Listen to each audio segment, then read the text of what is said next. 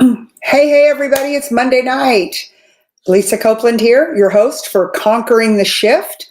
This is my show, my training for my sales organization. So it's pretty cool, but I made the decision when we first started doing this that I would do it live so that number one, the consumers, when you're a client, you're a customer, you can kind of see the thought process behind what we do, why we do it, how we do it, the high level of expertise and training that we have as an organization. I love that. Just the fact that we're willing to share our knowledge with all of our colleagues, no matter what brokerage you're from. And so I just decided, because most sales organizations, the way they do their training, they like, oh, we're not going to share with anybody. Oh, we're not going to tell anybody our trade secrets. And, at the end of the day, I hope that what I bring to the table and what I share with not only my audience, but with other agents, friends, colleagues around the country and around the world. What you'll see tonight will be shown to everybody and sent to everybody in our organization, and it'll be shared all across the globe. So tonight I'm super passionate about what we're going to talk about. I did it this morning for my training, for my sales organization. I did a special training because every time you open the newspaper, what do you hear? Oh, we're heading into a recession. Oh, this is happening, that's happening. Interest rates are going up. The 10-year and the 3-year treasury have flipped. That means we're going into a recession. Gloom and doom, gloom and doom, gloom and doom. So what I always try to bring to my audience, my clients, my colleagues, and my business partners is reality. Okay. I trust nothing that I read in the press. And I think the Twitter files have shown us that, right? Don't trust, do your own work, do your own investigation. And so that's what I do every single day. I do not take, well, I don't know how to say this. The nice way to put it is that I don't listen to the press at all. I do my own investigations. I absolutely come to my own conclusions. I own a mortgage company. I think most of you know that. I was in the mortgage business for about, 10 or 12 years. We still have the company that I founded back in 2000, January of 2000, Austin Mortgage Associates. So I know money. Back in 2003, I was number 99 in the nation of all mortgage originators when it came to production. I've done, $500 million, I think the number is, in mortgage originations. Maybe it's even higher than that. So I know the mortgage business, I know the money business, and I know the real estate game. So I like to try to put everything into perspective, so that you, my audience, my team, my partners, my colleagues can understand that. So I'm going to take you back a little bit to last week. So over the last 2 years, money has been on sale. It's been on sale. It's been 2.5% for a minute, but probably averaged closer to about 3.5% on a conventional loan for 30-year fixed rate. And that was a really great rate. And I saw people doing crazy things so that they could get the money on sale. I saw them selling their homes. I saw them buying new homes. I saw them, quit renting, all kinds of things. People moved out of the blue states, moving into the red states, all during the pandemic. Like, all of that happened. We were really busy in the great state of Texas. This is a good place to live. It's always been a good place to live. And anyways, so I saw people just do extraordinary things, pay 20, 30, 40, 50, 60. I had one client pay $250,000 over the list price because he was sick of shopping. He's like, I can't do this anymore. I need to settle my family. Rates are at an all-time low. So let's do this. Let's just pull the trigger. I'm not going to worry about it. It doesn't, it isn't, none of this is going to bite me until I sell it. And we plan to stay in this house forever. Okay, cool. Everybody's got to have a place to live. And the money was on sale. So why not? So I'm going to take you guys and gals down a path tonight to show you that you're better off when the asset is on sale. What do I mean by the asset? The asset is the property. It's the house. It's really what you own at the end of the day. Your home is your asset. The average American has 30% equity in their home today. And, back in 08 and 09, when we faced kind of a similar financial crisis, there was also a mortgage meltdown. And that's what caused, all these neighborhoods to go under. That's what caused the massive foreclosures. Now, are we still going to see some foreclosures coming into this recession or supposed recession? Yeah, probably. But the good news is that the majority of people are going to have enough equity in the house that they're going to be able to sell the house and not only save their credit, but be able to take advantage of some of the equity that is in the house and maybe start a new chapter in life, right? And so that's what is so great about where we're at today. So the money was on sale. People paid way too much for the assets. And I say way too much. It's what it took. It's called supply and demand. That's the dollar amount you had to pay to make the acquisition of the property or the asset. So today we're actually in better shape than we were 9 months ago. And you ask me why, but Lisa, rates are 6.5%. How can we be in better shape? We're in better shape because the asset is on sale. So I'm going to go through some slides. I did slides last week. People really liked them. I got a lot of feedback on them because I know I talk really fast because I've got it all up here in my head, especially for me when it comes to talking about money, because I started my real estate career back in 2003 or 4 as a mortgage banker. I was a banker first, and then I was a broker. And so I know it. I know it inside out, upside down. I mean, my job was to help realtors close deals, help them get their clients into houses. Guys, and rates, when I got in the business, rates were like 8% back then, 8 or 9%.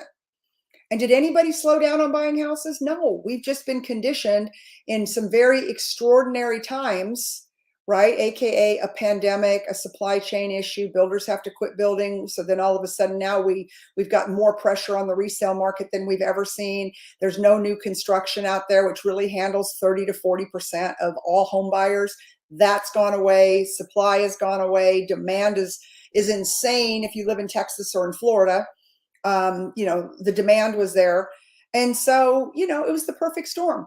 But here's the good news for y'all. The assets on sale. So if you're looking to, now I want to kind of give you a caveat on this scenario I've given you. When I trained my team this morning and I talked to my team about it, I said, guys and gals, there's going to be people that sit out of the game right now. They're going to sit out of the game and they're going to say, I'm just going to wait. I'm going to wait and see what happens. I'm going to, I think prices are going to drop even more. I think the world's coming to an end. I think we're heading into a recession. So I'm just going to rent for right now. So know that the numbers, facts, and figures I give you, okay, because I can do every scenario. I can chop this thing 14 ways to Sunday, but this is the scenario I want to share with my audience right now. Because every one of you knows somebody who is doing exactly what I just said. I'm going to wait this thing out. I'm going to wait for the bottom. I'm going to go rent.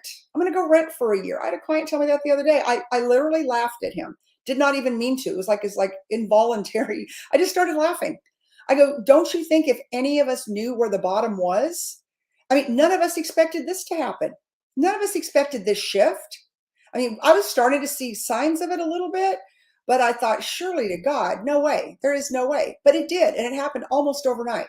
So, we never know when the bottom is. We never know when the top is. But I'm going to tell everybody here watching this right now, it is a great time to buy a home.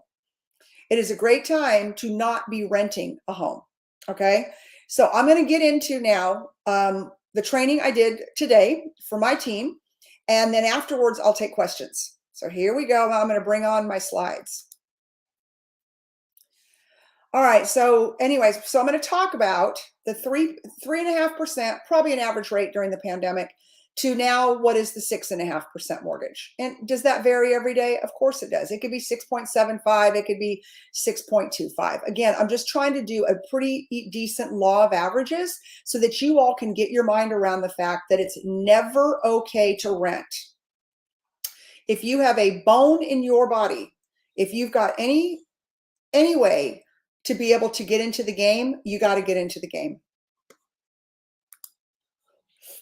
All right, so under my example, I'm giving you all a $400,000 loan amount. All right, that's loan amount, not sales price. I'm not going to talk about taxes or insurance because no matter what the interest rate is, those don't change. The taxes are what they are. The homeowner's insurance is what it is. All right, so we're going to go strictly on loan amount. So again, knowing you're tuning into this, me trying to give information to my agents and like, if you want to join my team, let me know. Like, this is the kind of information I give y'all so that you can be really effective and powerful in the market. So, based on money factors. And what are money factors? Money factors is a factor that we are able to use to be able to figure very quickly what the principal and interest payment would be on a loan amount. So at 3.5% interest, your money factor is 0.449. Giving you on a $400,000 loan amount, that gives you a principal and interest payment of $1,796. Okay. 6.5 interest rate, you got a money factor of 6.32. And how do we get to the money factor? You take the principal and interest payment and you divide it into the loan amount, and then there's your money factor. So on the same loan, but at today's rates, current rates, right? It's $25.28. So that's a delta of $732 a month. Now I know what you're saying. I got a sip of this. See, Lisa, I was right. $732 a month. That's a car payment. That's tuition. That's a lot of things. I can't buy a house right now. Okay, I'm asking you to stick with me.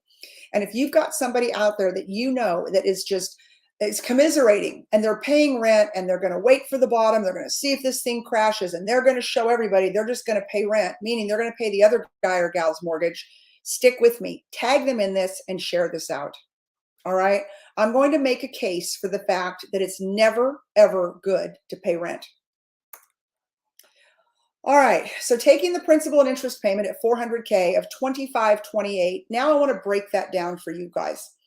361.61 is your principal, right? That is the amount that you're actually paying down the loan every single month.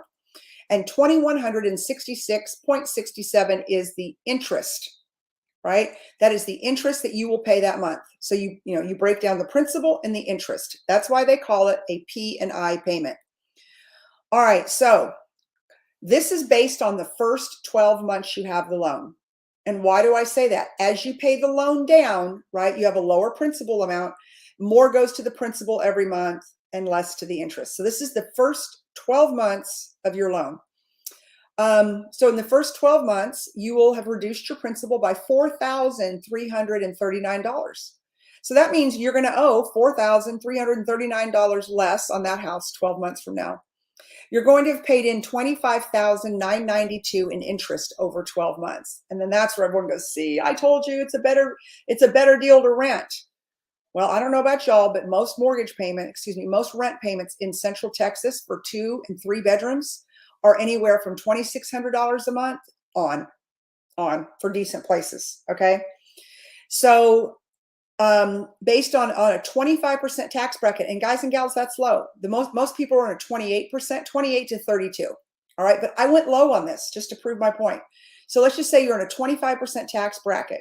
All right. The $25,992 that you paid in interest in the first 12 months, you multiply that by 25% and you will receive an additional $6,498 as a refund on your taxes. Right? Because the interest you pay is tax deductible and you multiply it by your tax base.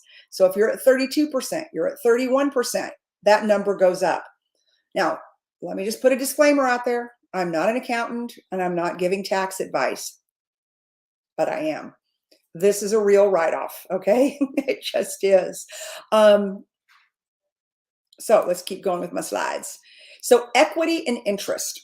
So based on a loan amount of $400,000, client will have reduced the principal, therefore built equity of $4,039 year one. And again, it goes higher as the years progress. I hope this is not the world's most boring show I've ever done, but I really am trying to get a point across because I want everybody to have the ability to have generational wealth through real estate. That's what I do. I live for this. I will be sitting in the line at Jack in the Box and I ask people, especially young people, I'm like, do you own a home? Do you own a home? Do you own a home? Why not? How come? What's stopping you? Anyways, I digress. Interest paid on loan for the first 12 months, of course, of the $25,992. Okay, I think that I did that slide twice. Let me go on. All right, so hold on. I did this earlier. Yeah. Equity and interest. So, and I like to call it equity and interest because equity, of course, is the additional $4,300 that you'll have in that house. So a year, if you were to sell that house a year from now, your payoff's going to be $396,000 ish, right? All right. So the conclusion, based at 6.5% mortgage rate on 400K, based on my calculations, your client or you will reduce the loan from 400K to 395,661. That's pure equity. That's your money, right? You've got your acquisition price and then you have your sell price. All right. But the more that you reduce the payoff, the more equity you get when you go to sell it someday, right? That's pure equity. So part of that payment is pure equity. It's like a forced savings account. Think about that. It's a forced savings account. When you're paying that rent at $2,600, $3,000, bye-bye. Bye-bye. That money's gone. It is so gone, it's not even funny. And your client will receive an additional $64.98 tax refund based on the 25% tax bracket. So therefore, the total in equity and income tax reduction is $10,837. Now, some of you are going to fight me on this. I know you're going to fight me on this. You're going to say, oh, well, blah, blah, blah, blah, blah, blah, blah. I don't care. The numbers don't lie. It's just math. Okay. It's just math. And so this is, again, my scenario versus renting a house. And what I didn't even get into is that let's say sales tax, the property tax that you all pay, that's going to be a write-off also. But I'm not going to use that for this illustration because I'm really trying to show you that interest rate doesn't make that big of a difference. And boy, I hope I made a slide on this next one. I did. Yes. So based on pure cash outlay, your payment at 3.5% is $1,796 P&I. Okay. I wish we had 3.5% money again, but guess what? That means I'm going to be paying way too much for the asset. All right. Payment at 6.5% is $25.28 P&I. $25.28 P&I. Monthly difference is $732 between that 3% delta on a $400,000 loan. So this is where I'm gonna challenge your thinking. So your yearly cost is $87.84 in total interest paid, right? We've already talked about that, with the tax deduction of $6,098. So basically, all right, so what I did was here at this $64.98, I divided that by 12. So basically, understand this, that you will be paying, if I wanted to take this number to a monthly basis, that's $541.50 that you will be paying less in federal income tax. Again, I'm not an accountant, but my math is right. And that's only at 25%, but you would be paying out of your paycheck. If you're a W-2 employee, that's less. That's $541.50 less that you're going to give the government because you're a homeowner. On top of the fact that you're going to gain not only the money that you paid in towards your principal, which I think in this example was $4,000, and it's $6,000 here. Okay. So if you were to take that delta, that difference, now I know I'm stretching it out here, people. I get it. It's what I do. I'm in sales, right? But I'm trying to make you understand that we're not as far apart as we think we are. And we've got such an incredible opportunity to acquire assets at pre-pandemic prices for the first time in 2 to 2.5 years, that it's crazy if you don't take advantage right now, of being able to buy a home. You're going to be able to buy more home for less money. That's just the bottom line. So if, taking my math, I subtract, that the 732 from the 541, remember that's the money that you're truly honestly saving every single month by not paying federal income tax on it. You really only have a delta of $191 net. Okay.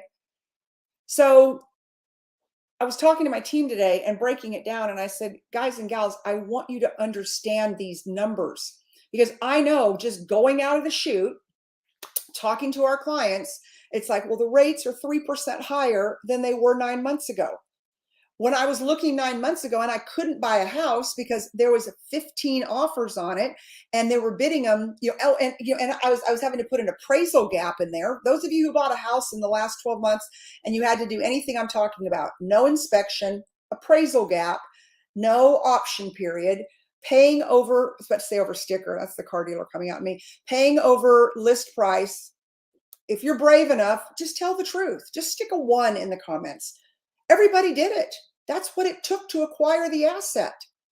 Okay. So, people didn't like it back then. So they didn't feel good about it then, but the money was on sale. So they would talk about the money. But today the rates are 3 points higher, but the assets on sale. And when you really, really crunch these numbers versus paying rent or sitting it out, if I hear that one more time, what are you going to sit out? You can't sit out. The 95% of American wealth is real estate. If you don't own real estate or you are an heiress or you win the lottery or you make some, you inherit stock or you just get lucky, whatever that looks like, your wealth is going to be made in real estate transactions. I am here to save the American people. I am here to help you create generational wealth. And if you break down the numbers, are you really going to let $191 a month, $191 a month stop you? At 732, I understand we were kind of like, whoa. Now, I don't understand not getting into the game. You still get into the game. Maybe you tell your realtor, okay, I need a loan amount of $350,000. Like, I may have to rail this thing back a little bit. I'd rather see you not get the house of your dreams, but get a house, stay in it for a year or two, right? And make some money on it and then go plop that money on to your next house. The first house James and I bought, I want to say it was $88,000. It was an assumable FHA loan. Like, we just went, I think we gave, I always botch this, but I think we gave the people like $1,000, which was probably like the last $1,000 in our bank account. And I just had my daughter Alex. So that was like 31 years ago in Round Rock, Texas. All right. And everything we've done since, we've made millions on houses in profit. Like, I'm not even going to apologize for it. It's true. We make money when we sell houses. But that's where the majority of the money's made. On top of the fact, let's talk about the fact, if you hold on to that house for 2 years, I'm talking like I'm an accountant now, but if you hold on to the house for 2 years and it's your homestead, you can shield up to, for a married couple up to $500,000 in the gain, $500,000 in the gains. So, you want to do that every 2 years, tax free? Like, it's just gotten so insane with what we pay in federal income tax. Like, this is your one tax shelter. This is also a way to outrun inflation. And so, here's just a couple little stats I put down. But when you're renting, your interest rate's 100%, zero equity, 100% interest. Just take that money and burn it. Just burn it. You're done. But the average appreciation around the country is 5.75. So not only do you have the equity, the $4,000, I'm going to give you an example here.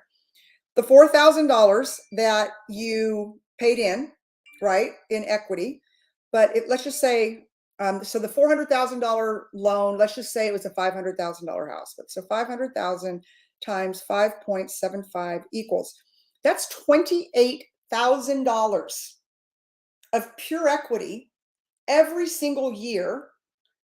On average, and Texas, it's higher. Where I live, it's 10%. Houses go up 10% a year. I mean, they went up probably 20 or 30%, in the last 2 years. So that's all starting to calm down again in some areas. But 10% all day long, twice on Sunday. The house I live in now is way over 10%. It's probably gone up 15%. And I've lived in it for 1 year. And it's worth 15% more than what I paid for it.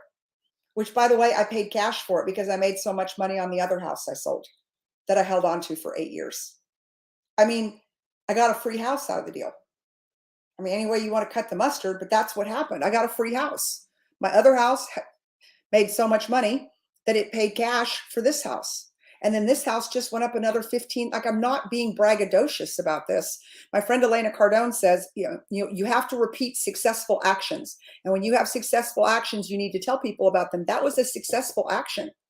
I bought that house 8 years ago, my previous house. I bought it 8 years ago and made almost $800,000 on it or more, right? All I did was make the payments every month. Just make the payments every month, and it just went.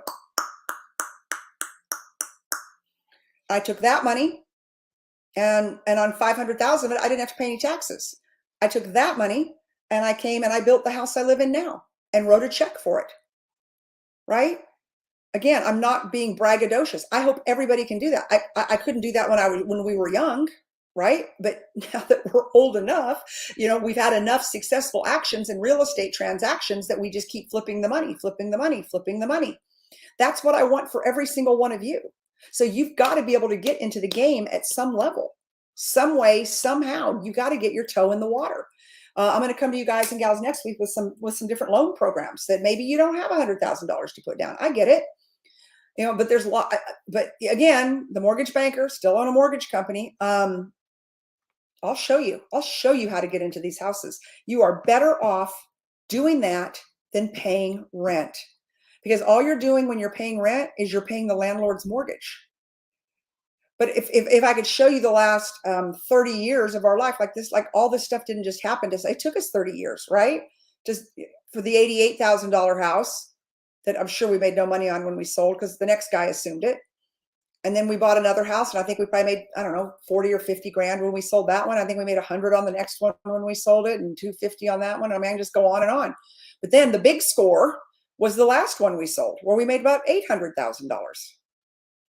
Not going to apologize for it. I had a really good agent who knew when to sell at the height of the pandemic. But it doesn't matter how you get there, right? It just matters how you get there. And so this is kind of homeownership is kind of what levels everybody, right? Everybody can be a homeowner. There is a way to do it. You got to pay your bills. Okay. If you got bad credit, I don't even feel bad for you if it's because you don't pay your bills. But if you pay your bills, if you've got steady employment, there's all kinds of programs out there, and I'm going to bring some of those programs to you next week so that you can understand, like, the homeownership is not for the elite. It's not. Homeownership is for the committed. Homeownership is for people that are willing to hunker down, understand basic economics, and understand that the only way that the average person, people like me, people like you, can build wealth, true generational wealth, is through real estate. And that's buying one home, one house at a time. And then if you're lucky enough to be able to go do a second house that maybe is an investment property, you can do things like redirect your IRAs. You can redirect it into a real estate IRA, and you can take that money and put it down and have that money working for you and create cash flow. But that's not why I did this tonight, to go off onto a cash flow tangent. I'm not doing that tonight. But I'm just saying, when there's a will, there's a way, and I want to help you. I want to help our agents. I want our agents to be able to help their clients. I want to help my sphere of influence. I want to help you build generational wealth. And those of you who know me, who have dealt with me, have been my clients, I know, I just know how to get it done. And you will not make money in the stock market. It's way too volatile. You won't make money in the bond market. You just won't. I mean, you're just going to be like this. I don't know about the rest of you, but I mean, I'm down, I don't know, 50%. In my stock market accounts. Now, you don't lose until you sell. I'm choosing not to sell.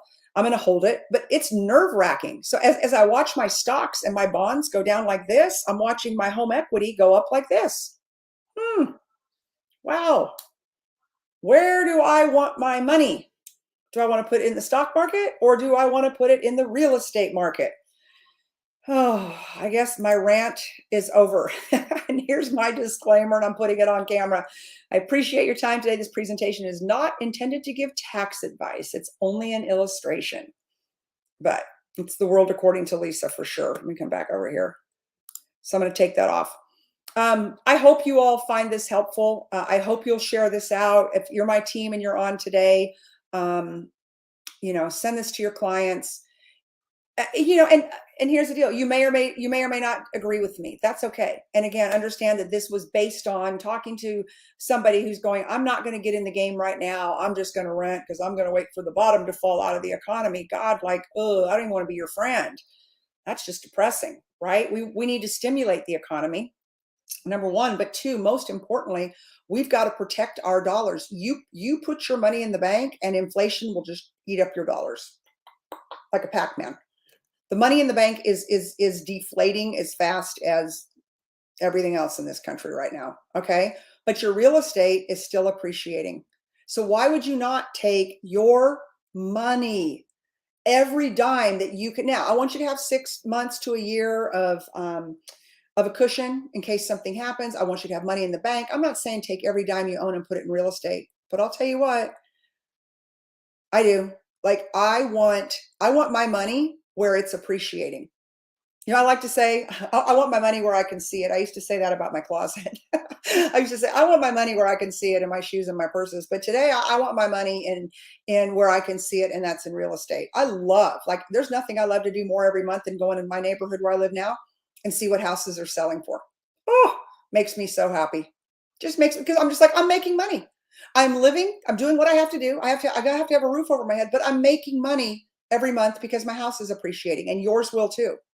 It may not appreciate at 15%. I'm in a pretty hot area right now with new construction, but it may, but if you could make 5% true appreciation on where you live every month, and then when you go sell, you know, that turns into, what did I say, on a $500,000 house at 5% appreciation, 5.75, you're making $28,750 a year.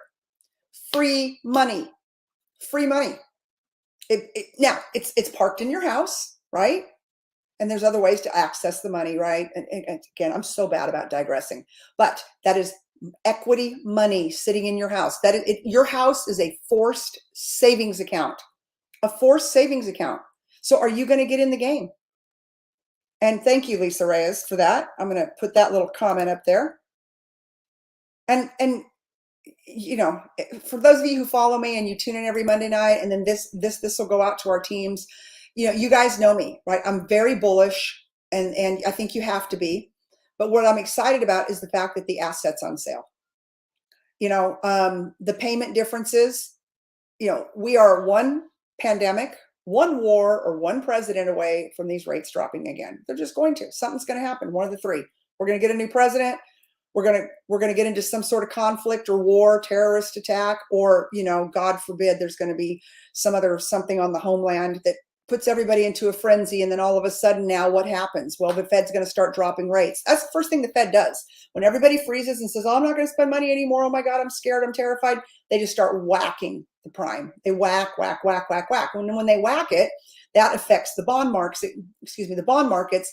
The bonds start, you know, doing what they do, and then mortgage rates start to come down. Like, you know, I got in the mortgage business. God, what year did I get in the mortgage business? 1998, maybe. I'm so bad with dates. I think it was like 1998. So I've seen it all. I mean, 9/11, which was the biggest refi boom after that. I remember on 9/11, it was JT, my son's birthday, his 10th birthday. And literally I thought, oh my God, the world's coming to an end. I canceled his birthday party, as any good American would do, picked them up from school. I remember going out to our boat on Lake Travis and us just floating around. I thought, oh my God, the world as we know it's over, right? We have been attacked. And then within, I don't know, 2 weeks, I don't think I left my office for 3 years, because the Fed just started going whack, whack, whack, whack, whack. And I believe, and I'd have to double check this, but I believe rates were somewhere in the 6 to 7% range at that time. And I was plenty busy as a mortgage broker here in Central Texas. Rates got down. I know James and I refinanced one of our houses at 2%. You know, we get a little bit better deal being a broker, but 2 or 2.125% or something like that. We did it on a 10-year loan. It was nuts, nuts. That's when we could pay off our first house. I saw rates go down, I don't know, 3 or 4 points, and everybody in America wanted to refinance. When I tell you we didn't go on vacation, we worked 7 days a week. I ramped up my staff. It was multiple years. I've never worked so hard in my life, but I'm one of these make hay while the sun shines. And nobody had even really ever considered refinancing before. So and all happened one day. Nobody expected it when the planes hit the Twin Towers. Okay. And all hell broke loose. So I've seen it. So I'm not trying to be callous or whatever when I say we're one of those things away, but it's so true. When you have a change of administration, change of policy, rates are going to come down. Anyways, all the above. It's inevitable to happen. So you're not going to be stuck with that 6.5% interest rate for the next 30 years. I will bet you a McDonald's milkshake on that. Anybody want to take me up on that bet? I bet you won't have that rate for 3 years. No way. No way. Hopefully it's just, we have some changes in Washington and not a pandemic or a war. But anyways, all of that being said, I hope that this was informational. I hope that you all take something away from this. If you're on my team, please download this or whatever. We will send it out. But I hope that you realize that we have got to control the narrative to our clients. We've got to control the narrative in our own head. I've had agents on our team that have called me and said, I'm going to quit. Like, I can't do this. This is going to be hard in 2023. Yeah, it's going to be hard, but it's not going to be hard for those of us that can make these explanations, who can explain, who understand fundamentally that everything I just showed you, it's $191 a month. That's it. That's the true delta between the payments. So anyways, I hope you all have a great night. Thank you for indulging me. I do think that of all the shows I've done since I've been on Facebook Live, that's probably my biggest snooze fest ever. If it was a snooze fest, put some ones in there. And I won't even have my feelings hurt. It was a snooze fest putting these slides together this morning. But I thought that was the best way I could show my team and that I could show tonight that the asset is on sale. And oh my God, we are so much better being able to acquire a piece of property 20, 30, 40, 50, 60, $70,000, $100,000 under what we could have 9 months ago. So that's amazing. Because what does that mean when you go to sell the property? That means you owe $70,000 less on it than you would have before. And that difference in interest rate, you divide that $700 payment. Let's just do something for fun here. You guys know that the interest rate or the payment difference is $732, right? And let's just say you were able to acquire the asset, I'll just say $25,000 less. And guys, that's low. Okay, but I'm gonna play easy here. $25,000. Okay, so I just bought my dream house for $25,000 less than I could have bought it 9 months ago. But my payment is $732 higher. So I'm going to divide that by 732 equals. That's 34 months. So as long as I can refinance within 34 months at a lower interest rate, I'm ahead of the game.